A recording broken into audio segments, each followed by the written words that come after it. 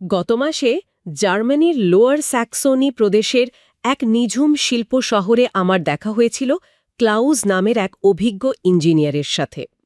তার চোখে মুখে ছিল এক ধরনের বংশানুক্রমিক আভিজাত্য আর গর্ব। নিজের গ্যারেজে সযত্নে রাখা একটি ভিনটেজ মার্সিডিজ দেখানোর সময় তিনি বলছিলেন, ইউরোপের এই ইঞ্জিনটা হয়তো মাঝে মাঝে শব্দ করে, কিন্তু এটা কখনো থামবে না। মানে নিজেদের শিল্পের ওপর অগাধ বিশ্বাস আর কি। একদম। তার কাছে ইউরোপ মানেই ছিল এক অটুট স্থিতিশীলতার প্রতিচ্ছবি। ব্রাসেলসের আমলাদের দেওয়া ধসের সতর্ক বার্তাকে তিনি নিছক গুজব বলেই উড়িয়ে দিচ্ছিলেন। কিন্তু বর্তমান পরিস্থিতিতে এই আত্মবিশ্বাস ধরে রাখাটা তো বেশ কঠিন। ঠিক বলেছেন। সেই আভিজাত্যের দেয়াল ভাঙতে সময় লাগল মাত্র কয়েক মিনিট। যখন আমরা শহরের সেই বিশাল অটোমোটিভ প্ল্যান্টের দিকে হাঁটতে শুরু করলাম, এক অদ্ভুত ভারী নিস্তব্ধতা আমাদের ঘিরে ধরল। কারখানার সেই চিরচেন শোরগোল আজ আর নেই, তাই তো? হ্যাঁ, একদম নিস্তব্ধ। ক্লাউসের সেই টান টান আত্মবিশ্বাসী কাঁধ দুটো যেন মুহূর্তেই ঝুলে পড়ল। খুব নিচু স্বরে তিনি জানালেন, গত বছর যে 50,000 শ্রমিক কাজ হারিয়েছে, তার মধ্যে তার নিজের ছেলেও ছিল। ওহ, এটা সত্যিই মর্মান্তিক একটা ব্যাপার। এরপর তিনি আঙুল তুললেন দূরের শিপিং টার্মিনালে সারিবদ্ধভাবে দাঁড়িয়ে থাকা চকচকে আধুনিক কিছু ইলেকট্রিক এসইউভির দিকে। ওগুলো নিশ্চয়ই ইউরোপের তৈরি নয়। না, ওগুলো জার্মানিতে তৈরি নয়, ওগুলো চীনের। সেই মুহূর্তেই যেন শতাব্দীর পুরনো দর্প আর বিশ্ববাজারের নিষ্ঠুর বাস্তবতা একে অপরের মুখোমুখি দাঁড়িয়ে গেল। এই দৃশ্যটা আসলে পুরো মহাদেশের বর্তমান সামষ্টিক অর্থনীতির একটা নিখুঁত প্রতিচ্ছবি। ঠিক। আমরা বছরের পর বছর ধরে বিশ্বাস করে এসেছি যে ইউরোপ চাইলে হয়তো প্রবৃদ্ধি ছাড়াও শুধু স্থিতিশীলতা নিয়ে টিকে থাকতে পারে। কিন্তু বর্তমানের গাণিতিক হিসাবটা অনেক বেশি আতঙ্কজনক। আতঙ্কজনক তো বটেই। আজ যদি জার্মানি, ফ্রান্স আর ইতালির সম্মিলিত অর্থনৈতিক প্রবৃদ্ধি যোগ করা হয়, দেখা যাবে সেটা এককভাবে তুরস্কের প্রবৃদ্ধির চেয়েও কম। জার্মানি বা ব্রিটেনের মতো দেশগুলোর প্রবৃদ্ধি এখন 1%-এরও নিচে নেমে এসেছে। এই যে 1%-এর নিচের প্রবৃদ্ধি, এখানেই কিন্তু অঙ্কের সবচেয়ে বড় ফাঁকিটা লুকিয়ে আছে। কাগজে কলমে শূন্যের চেয়ে বড় যে কোনো সংখ্যাকে আমরা পজিটিভ বা ইতিবাচক ধরে নিই। হ্যাঁ, আপাতদৃষ্টিতে 0.5% প্রবৃদ্ধিকে ইতিবাচক মনে হলেও মুদ্রাস্ফীতি আর বয়স্ক জনসংখ্যার বিশাল সামাজিক সুরক্ষা নিশ্চিত করার পর এই সংখ্যাটা আসলে নেতিবাচক। এর সোজা অর্থ হল ইউরোপ এখন আর সামনে এগোচ্ছে না, বরং পিছিয়ে যাচ্ছে। যখন পুরো বিশ্বের অর্থনীতির 12%ই যুদ্ধ আর সংঘাতের আগুনে পুড়ে ছাই হয়ে যাচ্ছে, তখন ইউরোপের এই পুরনো ইন্ডাস্ট্রিয়াল মডেল কি স্রেফ একটি সুন্দরভাবে সাজানো জাদুঘরে পরিণত হতে চলেছে? এটা একটা খুব জরুরি প্রশ্ন। নাকি এই ধীর গতির রক্তক্ষরণ ঠেকানোর কোনো গোপন ফর্মুলা এখনও তাদের হাতে আছে? আমাদের আজকের এই গভীর আলোচনা ঠিক সেই সংকট নিয়ে। তোর এই যে 0.5% প্রবৃদ্ধির কথা বলছিলেন, বাস্তব অর্থনীতির কাজ করার ধরনটা কিন্তু সাধারণ গণিতের চেয়ে একটু আলাদা। মানে ব্যাপারটা একটু খুলে বলবেন? 0.5% প্রবৃদ্ধি হওয়া মানে তো অর্থনীতি অন্তত এগোচ্ছে, পেছনের দিকে তো আর যাচ্ছে না। বিষয়টা আসলে এত সরল নয়। একটা দেশের অর্থনীতিকে শুধু টিকে থাকতে হলেও প্রচুর উদ্বৃত্ত পুঁজি বা সারপ্লাস ক্যাপিটালের প্রয়োজন হয়। বিশেষ করে ইউরোপের মতো জায়গায়, যেখানে জনসংখ্যা দ্রুত বুড়িয়ে যাচ্ছে। একদম ঠিক ধরেছেন। এই বিপুল সংখ্যক বয়স্ক মানুষদের পেনশন দিতে হবে, তাদের বিশাল চিকিৎসা ব্যয় মেটাতে হবে। তার উপর আছে দশকের পর দশক পুরনো সেতু, রাস্তাঘাট বা পাওয়ার গ্রিড সংস্কারের কাজ। আর এই বিশাল খরচগুলো মেটানোর জন্য যে পরিমাণ নতুন টাকা অর্থনীতিতে আসা দরকার, 1%-এর নিচের প্রবৃদ্ধি দিয়ে সেটা কোনোভাবে সম্ভব নয়। ঠিক তাই। তার মানে মুদ্রাস্ফীতি আর এই সামাজিক ব্যয়ের হিসাবটা জুড়লে তারা আসলে একই জায়গায় দাঁড়িয়ে নেই, স্রোতের প্রতিকূলে ধীরে ধীরে পেছনের দিকে ভেসে যাচ্ছে। কিন্তু ব্রাসেলসের নীতি নির্ধারকদের বক্তব্য বিশ্লেষণ করলে তো মনে হয় সমাধান তাদের হাতের মুঠোয়। তারা সবসময় একটা কথাই বলেন, শুধু যদি আমলাতান্ত্রিক জটিলতা মানে ওই রেড টেপ বা লাল ফিতার দৌরাত্ম্য কমানো যায়, তাহলেই নাকি কারখানাগুলো আবার জাদুর মতো সচল হয়ে উঠবে। হ্যাঁ, এই দাবিটা খুব শোনা যায়। তারা চেষ্টা যে করছে না তা নয়, যেমন ধরুন, সম্প্রতি আমলাতান্ত্রিক সংস্কারের মাধ্যমে ইউরোপীয় ইউনিয়ন বছরে প্রায় 12 বিলিয়ন ইউরো বাঁচাতে সক্ষম হয়েছে। 12 বিলিয়ন ইউরো ব্যক্তিগত পর্যায়ে বা ছোট অর্থনীতির জন্য তো এটা বিশাল একটা অঙ্ক। শুনতে বিশাল মনে হয়, তাই না? কিন্তু একটু বৃহত্তর ক্যানভাসে চিন্তা করুন। পুরো মহাদেশে জিডিপির প্রেক্ষাপটে এই 12 বিলিয়ন ইউরো হল মাত্র 0.07%। ওহ আচ্ছা, মানে খুবই সামান্য। হ্যাঁ, অর্থনীতিবিদ্যার ভাষায় এটাকে আমরা বলি রাউন্ডিং এরর বা স্রেফ একটা প্রান্তিক ভগ্নাংশ। এতে অর্থনীতির মূল স্রোতে কোনো পরিবর্তনই আসে না। হয়তো সাময়িক একটা মানসিক তৃপ্তি পাওয়া যায়, কিন্তু জাহাজের ডোবা তো আর ঠেকানো যায় না। দারুণ একটা রূপক ব্যবহার করেছেন। তাদের আরেকটা প্রিয় কৌশল হল বিভিন্ন দেশের সাথে মুক্ত বাণিজ্য চুক্তি বা ফ্রি ট্রেড এগ্রিমেন্ট করা। বর্তমানে ৭৬টা দেশের সাথে তাদের এরকম চুক্তি আছে। কিন্তু নতুন চুক্তিগুলো থেকে কি বিশাল কোনো লাভ হচ্ছে? অর্থনৈতিক মডেলগুলো বলছে ভিন্ন কথা। যদি পেন্ডিং থাকা সব চুক্তি আজ রাতেই জাদুর মতো সই হয়ে যায়, তবুও সেটা তাদের জিডিপিতে বছরে সর্বোচ্চ 0.12% অবদান রাখতে পারবে। মানে অভ্যন্তরীণ এই ছোটখাটো পলিসি বদল করে আসলে খুব একটা লাভ হচ্ছে না। আর এর সাথে যখন বাইরের দুনিয়ার অবস্থা যোগ হয়, তখন চিত্রটা আরও ভয়ঙ্কর হয়ে দাঁড়ায়। হ্যাঁ, বাইরের ভূ-রাজনৈতিক সংঘাতগুলো সরাসরি আঘাত হানছে। বিশ্লেষণ ঘাটতে গিয়ে আমি একটা সংখ্যা দেখে রীতিমতো চমকে উঠেছি। জানেন, ২৪ সালে বিশ্ব অর্থনীতিতে সংঘাত, যুদ্ধ এবং সাপ্লাই চেনের বিপর্যয়ের কারণে কত ক্ষতি হয়েছে? সংখ্যাটা তো ট্রিলিয়ন ডলারে হবে নিশ্চয়ই। হ্যাঁ, প্রায় ১৯.৯৭ ট্রিলিয়ন ডলার। যা পুরো বৈশ্বিক জিডিপির 11.৬%। এটা একটা অভাবনীয় আর্থিক ক্ষতি। একটু দাঁড়ান, এই বিশাল সংখ্যাটাকে যদি আমরা সাধারণ মানুষের জীবনে নামিয়ে আনি, তাহলে হিসাবটা কি দাঁড়ায়? হিসাবটা বেশ ভীতিকর। এর মানে হল পৃথিবীর প্রতিটি মানুষের কাঁধে বছরে প্রায় $২,৪৫৫ ক্ষতির একটা অদৃশ্য বোঝা চাপছে। আমরা যখন সুপার শপে গিয়ে জিনিসপত্র কিনি বা নতুন একটা ল্যাপটপ কিনি, তখন এই সংঘাতের কর বা কনফ্লিক্ট ট্যাক্সটা কিন্তু আমরাই দিচ্ছি। একদম ঠিক। লোহিত সাগরের শিপিং রুটের বর্তমান সংকটের দিকে তাকালেই এর চাক্ষুষ প্রমাণ পাওয়া যায়। সংঘাতের কারণে জাহাজগুলো এখন সুয়েজ খাল ব্যবহার করতে পারছে না। হ্যাঁ, তাদের তো পুরো আফ্রিকা মহাদেশ ঘুরে কেপ অফ গুড হোপ দিয়ে যাতায়াত করতে হচ্ছে। যার মানে হল কয়েক হাজার নটিক্যাল মাইল অতিরিক্ত পথ পাড়ি দেওয়া এবং যাত্রাপথে অন্তত ১ থেকে ১.৫ সপ্তাহ অতিরিক্ত সময় লাগা। এবং শুধু সময় নয়, অতিরিক্ত জ্বালানি, জাহাজের ক্রুদের বাড়তি বেতন আর বর্ধিত ইন্স্যুরেন্স প্রিমিয়ামের কারণে কন্টেইনার শিপিং খরচ ২০০ থেকে ৩০০% পর্যন্ত বেড়ে গেছে। আর এই বাড়তি খরচের পুরোটাই গিয়ে পড়ছে একেবারে সাধারণ ক্রেতাদের ঘাড়ে। কিন্তু ঠিক এখানেই আমার একটা বড় খটকা লাগছে। এই যে বৈশ্বিক অস্থিরতা, এর কারণে প্রতিটি দেশ তো এখন নিজেদের প্রতিরক্ষাকে ঢেলে সাজাচ্ছে। সামরিক ব্যয় তো এখন আকাশ ছোঁয়া। ঠিক, বিশ্বজুড়ে সামরিক খাতে ব্যয় রেকর্ড $২.৭১৮ ট্রিলিয়ন গিয়ে ঠেকেছে। তো সাধারণ যুক্তি কি বলে? সরকার যখন হাজার হাজার আর্টিলারি শেল, সামরিক যান বা রাডার সিস্টেম কিনছে, তখন তো দেশের ভেতরের কারখানাগুলোতে উৎপাদন বাড়ছে। হ্যাঁ, আপাতদৃষ্টিতে তাই মনে হয়। সামরিক খাতের এই বিপুল ব্যয় কি এক ধরনের অর্থনৈতিক প্রণোদনা নয়? এটা কি নতুন কর্মসংস্থান তৈরি করছে না? প্রথম দেখায় এই যুক্তিটা একেবারে নিখুঁত মনে হতে পারে, কিন্তু বৃহত্তর অর্থনৈতিক প্রেক্ষাপটে সামরিক খাতের এই ব্যয় আসলে দীর্ঘমেয়াদী উৎপাদনশীল মূলধনকে ধ্বংস করে দেয়। মানে ভবিষ্যতের সম্ভাবনা নষ্ট করে দিচ্ছে। বিষয়টা একটু বুঝিয়ে বলি। অর্থনীতিতে একটা টার্ম আছে, ক্রাউডিং আউট ইফেক্ট। যে $ট্রিলিয়ন আমরা আধুনিক বেসামরিক অবকাঠামো নির্মাণে, হাইস্পিড রেলওয়ে বানাতে বা সবুজ জ্বালানির গবেষণায় ব্যবহার করতে পারতাম, সেটা এখন বোমার পেছনে খরচ হচ্ছে। আচ্ছা, মানে পুঁজির এই স্থানান্তরটা আসলে সবুজ জ্বালানি বা বেসামরিক অবকাঠামোর পুঁজি নিঃশেষ করে দিচ্ছে। ঠিক তাই।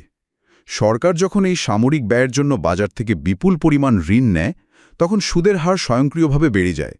আর সুদের হার বাড়লে বেসরকারি খাত, যারা হয়তো নতুন কোনো টেকনোলজি নিয়ে কাজ করতে চায়, তারা আর সহজে ঋণ পায় না। তাদের উদ্ভাবন সেখানেই থমকে যায়।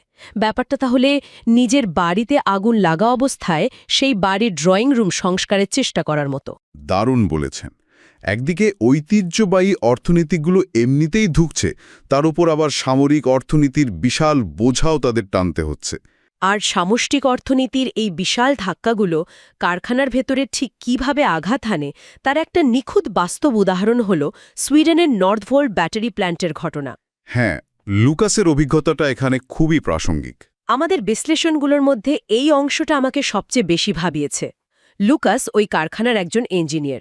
নর্থভোল্টকে তো ভাবা হতো ইউরোপীয় শিল্পের ভবিষ্যৎ। বাইরের বিশাল প্রতিযোগিতার বিরুদ্ধে এটাই ছিল তাদের সবচেয়ে বড় রক্ষাকবচ। কিন্তু বাস্তবতা হল দেউলিয়াত্বের কারণে আজ সেই সুবিশাল কারখানায় নিস্তব্ধতা নেমে এসেছে। আমি শুধু লুকাসের সেই মুহূর্তটার কথা ভাবছিলাম। কারখানার প্রোডাকশন লাইন পুরোপুরি বন্ধ।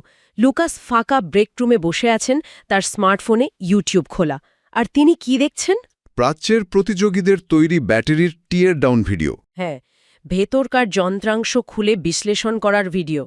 দিনের পর দিন তারা শুধু সরকারি ভর্তুকি আর আমলাতান্ত্রিক অনুমোদনের অপেক্ষায় বসেছিলেন, আর ওদিকে তাদের প্রতিযোগীরা যোজন যোজন এগিয়ে গেছে। লুকাস ওই ভিডিওগুলো দেখে খুব পরিষ্কারভাবেই অনুধাবন করতে পেরেছিলেন যে বাইরের প্রযুক্তি শুধু দামে সস্তা তা নয়, কাঠামোগতভাবেও সেগুলো অনেক বেশি উন্নত। মানে তাদের ব্যাটারির এনার্জি ডেন্সিটি অনেক বেশি। শুধু এনার্জি ডেন্সিটি নয়, তাদের কেমিস্ট্রি অনেক আধুনিক এবং ম্যানুফ্যাকচারিং ইন্টিগ্রেশন বা কারখানার ভেতরে উৎপাদন প্রক্রিয়া একেবারে নিখুঁত। ইউরোপীয়রা যখন তাদের পুরনো ব্লুপ্রিন্ট ব্যবহার করে নিজেদের চারধারে একটা সুরক্ষামূলক দুর্গ বানানোর আপ্রাণ চেষ্টা করছে, প্রতিযোগীরা তখন বিশ্বজুড়ে একটা উচ্চ গতির নেটওয়ার্ক তৈরি করে ফেলেছে। একদম।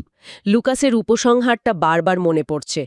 শুল্ক বা ট্যারিফ দিয়ে বাতাস ঠেকানোর চেষ্টা করা অর্থহীন, তার চেয়ে বরং আরও উন্নত উইন্ডমিল তৈরি করা প্রয়োজন। লুকাসের এই উন্নত উইন্ডমিল তৈরি করা বা প্রতিযোগীদের এই অভাবনীয় দক্ষতার পেছনে আসলে কি কাজ করছে সেটা বুঝতে হলে আমাদের চীনের সরাসরি বিদেশি বিনিয়োগ বা এফডিআই এর ডেটার দিকে তাকাতে হবে। সেখানে তো একটা চমকপ্রদ তথ্য দেখা যাচ্ছে। হ্যাঁ, সাম্প্রতিক পরিসংখ্যানে দেখা যাচ্ছে সেখানে বিদেশি বিনিয়োগের আর্থিক পরিমাণ কিছুটা কমেছে। কিন্তু আর্থিক পরিমাণ কমলে সেটা তো একটা নেতিবাচক দিক হওয়ার কথা, তাই না? সাধারণ চোখে তাই মনে হয়, কিন্তু ভেতরের ডেটা বলছে সম্পূর্ণ ভিন্ন কথা। আর্থিক পরিমাণ কমলেও সেখানে নতুন বিদেশি প্রতিষ্ঠানের সংখ্যা 19.1% বৃদ্ধি পেয়ে 70,392টিতে দাঁড়িয়েছে। দাঁড়ান, বহুজাতিক কোম্পানিগুলো টাকা কম বিনিয়োগ করছে, কিন্তু অফিস বা নতুন প্রতিষ্ঠান খুলছে বেশি। এর কারণ কি? কারণ হল বর্তমান ভূ-রাজনৈতিক অস্থিরতা এবং উচ্চ সুদের হারের কারণে বহুজাতিক কোম্পানিগুলো হয়তো বিশাল নগদ পুঁজি আটকে রাখছে, কিন্তু তারা খুব ভালো করেই জানে যে এই চমৎকার হাইটেক ইকোসিস্টেম থেকে নিজেদের বিচ্ছিন্ন করার কোনো সুযোগ নেই। আচ্ছা, মানে তারা সাপ্লাই চেইনের সাথে নিজেদের যুক্ত রাখতে নতুন নতুন ছোট ছোট সত্তা বা অপারেশনাল বিচহেড তৈরি করছে। একদম ঠিক। তারা গেমের ভেতরে অন্তত একটা পা দিয়ে রাখছে।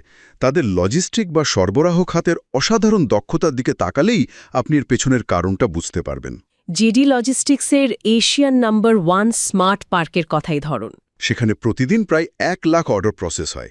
একটু কল্পনা করুন, একটা বিশাল ওয়্যারহাউস যেখানে অটোমেটেড গাইডেড ভেহিকল বা এজিভি এবং কোলাবোরেটিভ রোবটগুলো একেবারে নিখুঁত ছন্দে মানুষের সাথে কাজ করছে। কোনো ধাক্কাধাক্কি নেই, কোনো বিলম্ব নেই, সবকিছু স্বয়ংক্রিয়। শুধু লজিস্টিক্স নয়, কাস্টমস ভেরিফিকেশনের ক্ষেত্রেও তারা ব্লকচেন প্রযুক্তি ব্যবহার করে একটা দারুণ ব্যবস্থা তৈরি করেছে। কাগজের কাজের কারণে যে বিলম্ব হতো সেটা এখন শূন্যের কোঠায় নেমে এসেছে। আর তিয়ানজিনে জিরো কার্বন পোর্টের কথা তো বলতেই হয়। পুরো বন্দরটি সম্পূর্ণ স্বয়ংক্রিয় এবং পরিবেশবান্ধব সৌর ও বায়ুশক্তি দিয়ে পরিচালিত হচ্ছে। সেখানে ইলেকট্রিক গাড়িগুলো নিজেরাই কাস্টমাইজড রুটে কন্টেনার পরিবহন করছে। এখানেই সবচেয়ে চমকপ্রদ দিকটি হল গ্লোবাল ক্যাপিটাল বা বৈশ্বিক পুঁজি আসলে সরাসরি এই হাইটেক ইকোসিস্টেমের দিকেই প্রবাহিত হচ্ছে। পুঁজি সবসময় দক্ষতা আর অটোমেশন খোঁজে। ঠিক, এখানেই আমার সবচেয়ে বড় প্রশ্নটা জাগে। একদিকে আমরা দেখছি ইউরোপ আমলাতান্ত্রিক জটিলতায় আটকে আছে, আর অন্যদিকে প্রাচ্যে এত দ্রুত এবং এত বিশাল পরিসরে এই প্রযুক্তিগত রূপান্তরগুলো ঘটে চলেছে। এই বিশাল স্বয়ংক্রিয় বন্দর, এই রোবটিক লজিস্টিক পার্ক, এগুলোর জন্য তো ট্রিলিয়ন ট্রিলিয়ন ডলারের প্রয়োজন। এই অভাবনীয় অর্থের যোগান এত দ্রুত আসছে কোথা থেকে? এর উত্তর লুকিয়ে আছে তাদের অত্যন্ত কার্যকর বাজার চালিত এবং সরকার নিয়ন্ত্রিত হাইব্রিড আর্থিক কাঠামোর মধ্যে। পশ্চিমা কেন্দ্রীয় ব্যাংকগুলো মূলত কাজ করে অর্থনীতিতে সুদের হার ওঠানামা করানোর মাধ্যমে। মানে তারা একটা ব্রড স্ট্রোক পলিসি নেয় যা সবার উপর সমানভাবে প্রভাব ফেলে। ঠিক, কিন্তু পিপলস ব্যাংক অফ চায়না বা পিবিওসি সম্পূর্ণ ভিন্ন একটা পদ্ধতি অনুসরণ করে। তারা targeted long term refinancing operations বা টিএলটিআরও। হ্যাঁ, এই টিএলটিআরও বিষয়টা একটু সহজভাবে বুঝিয়ে বলবেন, এটা আসলে কিভাবে কাজ করে? সাধারণ সুদের হার কমানোর বদলে তারা সুনির্দিষ্ট কিছু শিল্প খাতে, যেমন ধরুন গ্রিন এনার্জি বা রোবোটিক্সে, সরাসরি এবং অত্যন্ত সস্তায় বিপুল পরিমাণ পুঁজি প্রবাহিত করে। মানে নির্দিষ্ট কিছু প্রজেক্টের জন্য সস্তা টাকার যোগান দেওয়া। হ্যাঁ, এর সবচেয়ে চমৎকার উদাহরণ হলো তাদের সার্ফ প্রোগ্রাম। এই প্রোগ্রামের আওতায় তারা ব্যাংকগুলোকে বলে দেয় যে পরিবেশ বান্ধব প্রকল্পে ঋণ দিলে দারুণ সুবিধা পাওয়া যাবে। আচ্ছা, সাধারণ বাজারে যখন লোনের সুদের হার 3.65% কাছাকাছি, তখন এই সার্ফ প্রোগ্রামের আওতায় ব্যাংকগুলো সবুজ প্রকল্পগুলোর জন্য মাত্র 1.75% সুদে ঋণ প্রদান করে। ঠিক তাই, এবং এর ফলে $15,000 কোটি বা $153 বিলিয়ন বেশি ঋণ ইতিমধ্যে বাজারে দেওয়া হয়েছে। এটা তো গেম চেঞ্জিং। সুদের হার এতটা কমে যাওয়ার মানে হলো যে সোলার ফার্ম বা গিগা ফ্যাক্টরি হয়তো সাধারণ সুদের হারে লাভজনক হতে 20 বছর সময় নিত, সেটা মুহূর্তের মধ্যেই লাভজনক একটা প্রকল্পে পরিণত হয়ে গেল। এবং পশ্চিমা প্রজেক্ট ফাইন্যান্স বা প্রকল্প অর্থায়নের সাথে তাদের মডেলের মূল পার্থক্যটা ঠিক এখানেই। পশ্চিমা মডেলে তো প্রতিটি প্রকল্পের নিজস্ব ঝুঁকি থাকে। ব্যাংক শুধুমাত্র ওই নির্দিষ্ট উইন্ড ফার্ম বা ফ্যাক্টরির ভবিষ্যৎ আয়ের ওপর ভিত্তি করে ঋণ দেয়। হ্যাঁ, যা ভীষণ ঝুঁকিপূর্ণ। সেই ঝুঁকির ভয়েই পশ্চিমা ব্যাংকগুলো লোনের সাথে হাজারটা শর্ত জুড়ে দেয়। ফলে একটা প্রজেক্ট শুরু হতেই বছরের পর বছর লেগে যায়। আমি যদি এটাকে একটা রূপকের সাহায্যে বলি, পশ্চিমা প্রজেক্ট ফাইন্যান্স হল একটা বীজ মাটিতে বপন করার আগে আকাশের প্রতিটি বৃষ্টির ফোঁটার হিসাব মেলানোর চেষ্টা করা, কারণ ব্যাংক ভীষণ আতঙ্কে থাকে যে ওই নির্দিষ্ট গাছটা মরে যাবে না তো। দারুণ বলেছেন। আর অন্যদিকে স্টেট গাইডেড কর্পোরেট ফাইন্যান্স হল এমন একটা বিশাল স্বয়ংক্রিয় গ্রিনহাউস তৈরি করা, যেখানে পুরো ইকোসিস্টেম মিলে কয়েকটি দুর্বল গাছের ঝুঁকি অনায়াসেই সামলে নেয়। মানে প্রাচ্যের মডেলে বিশাল রাষ্ট্রায়ত্ত প্রতিষ্ঠানগুলো তাদের পুরো ব্যালেন্স শিটের ওপর ভিত্তি করে ঋণ নেয়, ফলে পুরো ঝুঁকি তারা নিজেরাই গ্রহণ করে। একদম, তারা চোখের পলকে $বিলিয়ন ঋণ নিয়ে দ্রুত কাজ শুরু করে দিতে পারে। আর এর পাশাপাশি তাদের বিশাল state guided venture capital fund তো আছেই। হ্যাঁ, $1.6 ট্রিলিয়ন বিশাল ফান্ড। এই ফান্ডগুলোর কাজ করার ধরনটাও তো আলাদা। যখন নতুন কোনো প্রযুক্তি উদ্ভাবনের চেষ্টা করা হয়, তখন তো শুরুর দিকে অনেক স্টার্টআপই ব্যর্থ হয়। সাধারণ প্রাইভেট ভেঞ্চার ক্যাপিটালগুলো এই ব্যর্থতার ঝুঁকি নিতে ভয় পায়। কিন্তু রাষ্ট্রচালিত এই ফান্ডগুলো জানে যে শুরুর দিকের এই ব্যর্থতাগুলো আসলে উদ্ভাবনেরই অংশ, তারাই ঝুঁকিতে নিজেদের কাঁধে তুলে নেয়। ঠিক, তারা আসলে প্রাথমিক পর্যায়ের ব্যর্থতার ঝুঁকি নিজের কাঁধে নিয়ে উদ্ভাবনকে ত্বরান্বিত করে। এটি একটি অত্যন্ত গুরুত্বপূর্ণ প্রশ্নের জন্ম দেয়। উন্নত প্রযুক্তি এবং অর্থায়নের এই যে প্রবল স্রোত ধেয়ে আসছে, তার মুখে দাঁড়িয়ে পুরনো অর্থনীতির ব্যবসাগুলো বাঁচবে কিভাবে? টিকে থাকার একটাই উপায়, আর তা খুব পরিষ্কারভাবে বোঝা যায় এলওডির গন্ত থেকে। এলওডি ইউরোপের একটি বহুমাত্রিক মেটাল ওয়ার্কিং কারখানার মালিক। এটা তাদের পরিবারের কয়েক প্রজন্মের ব্যবসা। ভারী মেটাল কারখানায় তো প্রচুর নিরবিচ্ছিন্ন বিদ্যুতের প্রয়োজন হয়। হ্যাঁ, বিশাল বয়লারগুলো সবসময় চালু রাখতে হয়। 24 সালে যখন জ্বালানি সংকট চরমে পৌঁছাল, তখন এলওডির সামনে এক কঠিন বাস্তবতা এসে দাঁড়ায়। শীতের মধ্যে কারখানার জ্বালানি খরচ আকাশ ছোঁয়া। তার সামনে তখন তো দুটো পথ খোলা ছিল, হয় কারখানার প্রোডাকশন চিরতরে বন্ধ করে দেওয়া, নতুবা শুধু স্থানীয় প্রযুক্তির ওপর নির্ভর করা যে অহংকার তাদের ছিল, সেটা বাদ দিয়ে আন্তর্জাতিক বাজার থেকে আধুনিক প্রযুক্তি গ্রহণ করা। এলওডি অত্যন্ত সাহসিকতার সাথে দ্বিতীয় পথটি বেছে নিয়েছিলেন। তিনি আন্তর্জাতিক অংশীদারিত্বের মাধ্যমে তার কারখানায় আধুনিক মডিউলার সোলার প্যানেল এবং স্মার্ট গ্রিড প্রযুক্তি যুক্ত করেন। ফলাফলটা ছিল চমকে দেওয়ার মতো। তার জ্বালানি খরচ এক ধাক্কায় 40% কমে যায়। এলওডির এই সিদ্ধান্ত আমাদের একটা বড় শিক্ষা দেয়। টিকে থাকতে হলে রুথলেস প্রায়োরিটাইজেশন বা নির্মম অগ্রাধিকারের নীতি গ্রহণ করতেই হবে। নির্মম অগ্রাধিকার মানে আবেগ সরিয়ে রেখে বাস্তবতার মুখোমুখি হওয়া। ঠিক, যে ঐতিহ্যবাহী শিল্পগুলো বিশ্ববাজারে কোনোভাবেই আর প্রতিযোগিতায় টিকতে পারছে না, সেগুলোকে মূর্তে দিতে হবে।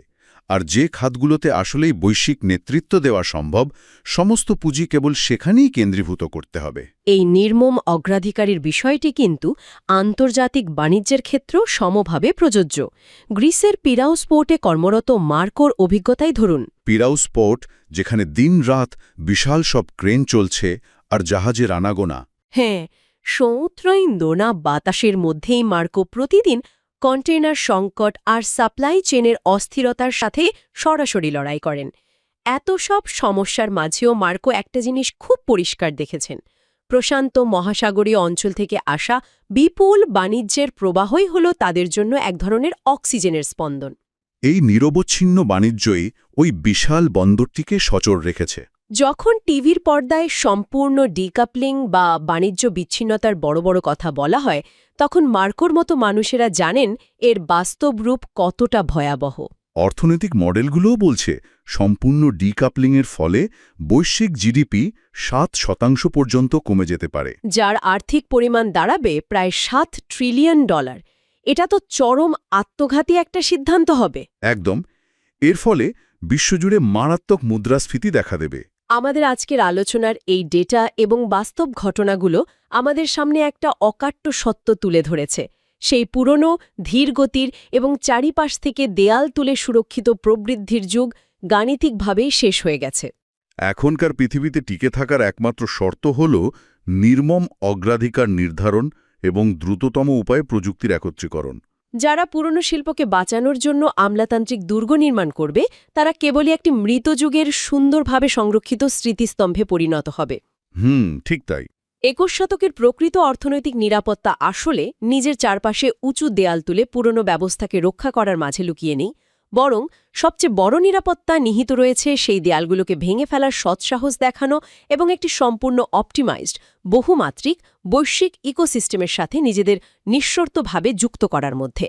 ঠিক এই জায়গাটিতেই নির্ধারিত হবে আগামী শতকের বিজয়ী কারা।